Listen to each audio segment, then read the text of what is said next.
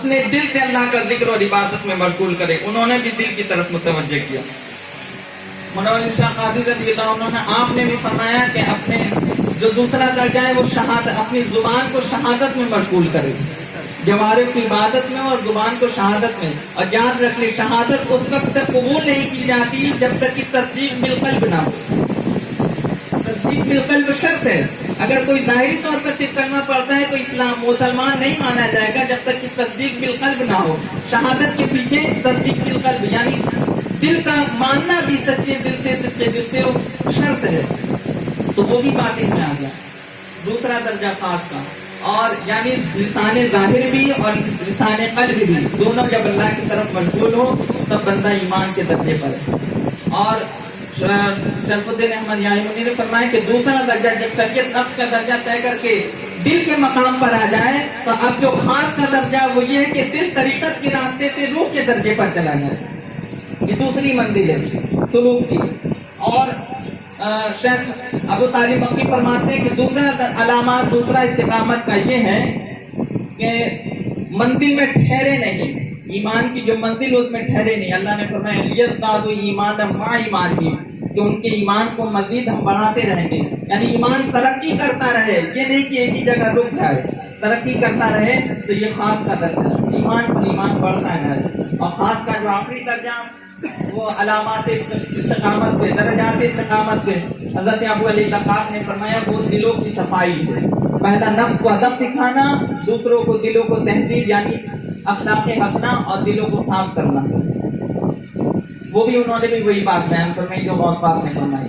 اور پھر اب خاص الخاص کا درجہ نبی کریم صلی اللہ علیہ وسلم سے عرض کی یا رسول اللہ صلی اللہ علیہ وسلم مل احسان، احسان کیا ہے؟ آپ صلی اللہ علیہ وسلم نے فرمایا احسان یہ ان تعبد اللہ کأنک تراہ، اللہ کی عبادت یوں اس حال میں گویا تو اس حال میں کرے، اس حال میں کرے گویا تو اسے دیکھ رہا ہے. اور یہ شان تجھے مشاہدہ حق کی نصیب نہ ہو تو یوں سمجھ لے کہ وہ تجھے دیکھ رہا ہے، وہ تجھے دیکھ رہا ہے. یہ حال انسان ہے. اور اگر یہ بھی، اور آپ نے دو درجے یہاں بیان کرے، ایک ادنا ایک اعلیٰ. اعلیٰ یہ کہ تو اللہ کو دیکھ لے اور اس لائق نہ ہو سکے تو کم از کم اتنا ضرور رکھ کے وہ تجھے دیکھ رہا ہے. اتنا خیال ضرور رکھ یکسوئی کے لیے، توجہ اللہ کے لیے اتنا خیال ضرور رکھ. یہ مراقبہ کی کیفیت ہے.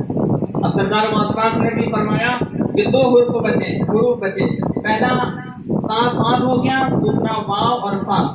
واو سے مراد آپ نے فرمایا ولایت اور فا سے مراد فنافقہ. آپ نے فرمایا کہ ولایت وہ شان ہے، وہ رتبہ ہے جو صفائی قلب کے بعد بندے کو نصیب ہوتا ہے.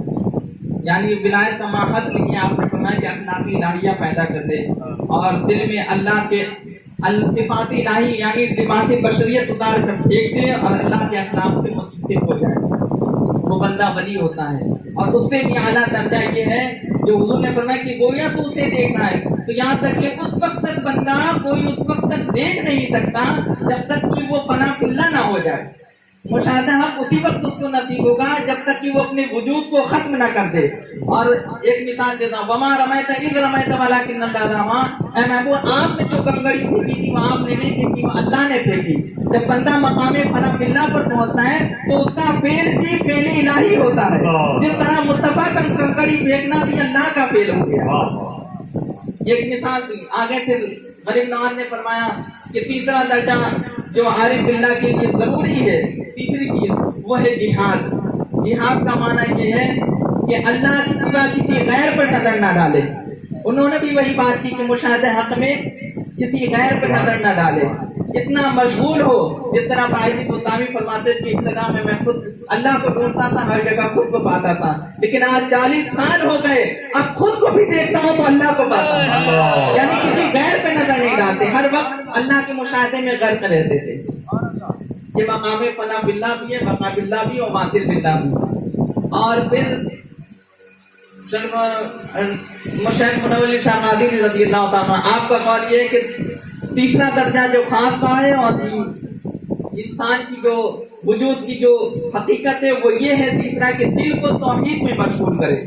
یعنی دل کو اللہ کی وحدت کی تجلیات اس پر اترے، اپنے دل کو اللہ کی وحدت کی تجلیات سے منور کرے، وہ بھی مشاہدہ حق میں غرق کرے. انہوں نے بھی وہی جملے کہے جس انداز بیان دوسرا ہے. اور پھر شرفالدین یحییٰ منیری فرماتے ہیں کہ منزل طریقت پر جب دل پہنچ گیا، شریعت کا راستہ طے کر کے نفس دل بن گیا، اور دل طریقت کا راستہ طے کر کر روح کے مقام پر پہنچ گیا، اب روح کو حقیقت کی منزل طے کر کر اللہ سے واصل باللہ کرنا ہے، یہ حقیقت کا راستہ ہے، حقیقت کے راستے پر پہنچ گیا۔ تو روح کا درجہ ہے تیسرا، روح کے سفر ہے سلوک کا، کہ روح طریقت حقیقت کا راستہ طے کر کے اللہ سے مل جائے، واصل باللہ ہو جائے۔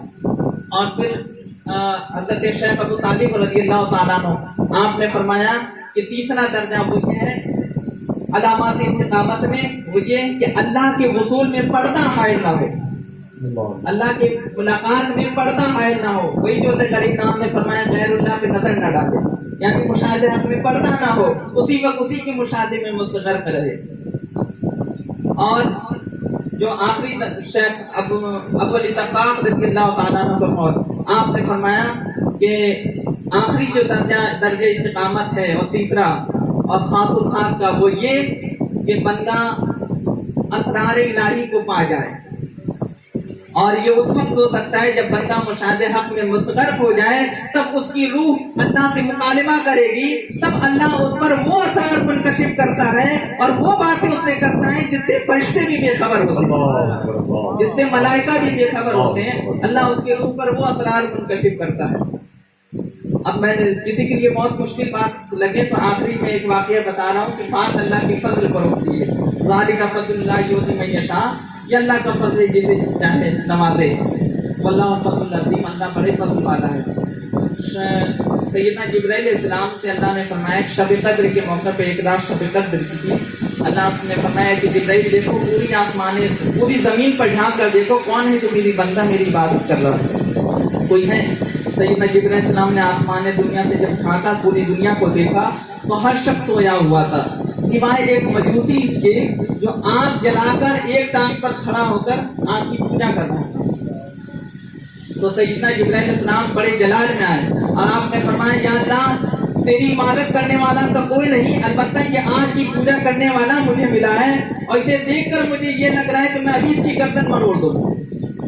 اللہ نے فرمایا جبرائیل ناراض نہ ہو، جلال میں نہ ہو، کوئی بات نہیں، وہ بھولا ہوا ہے کہ میں اس کا رب ہوں، لیکن میں رب جانتا ہوں کہ وہ میرا بندہ ہے، میں تو نہیں بھولا کہ وہ میرا بندہ ہے۔ اور پھر اگلے سال سیدنا جبرائیل علیہ السلام سے اسی شب قدر کے موقع پر پھر اللہ نے سیدنا جبرائیل علیہ السلام سے فرمایا کہ اے جبرائیل زمین پہ جھانک کے دیکھو کوئی ہے میرا بندہ جو میری عبادت کر رہا ہو۔ سیدنا جبرائیل علیہ السلام نے جھانکا تو فرمایا کہ اللہ سب سو رہے ہیں سوائے ایک شخص کے، وہ ایک ٹانگ پر کھڑے ہو کر قرآن پڑھ رہا ہے۔ اللہ نے فرمایا جبرائیل جانتے ہو پہچانتے ہو وہ کون ہے؟ وہ وہی بندہ ہے جو پچھلے سال ایک ٹانگ پہ کھڑے ہو کر آپ کی پوجا کر رہا تھا، آج میں نے اسے ہدایت دے دی اور بیگانے سے یگانہ بنا لیا اور غیر سے اپنا بنا لیا۔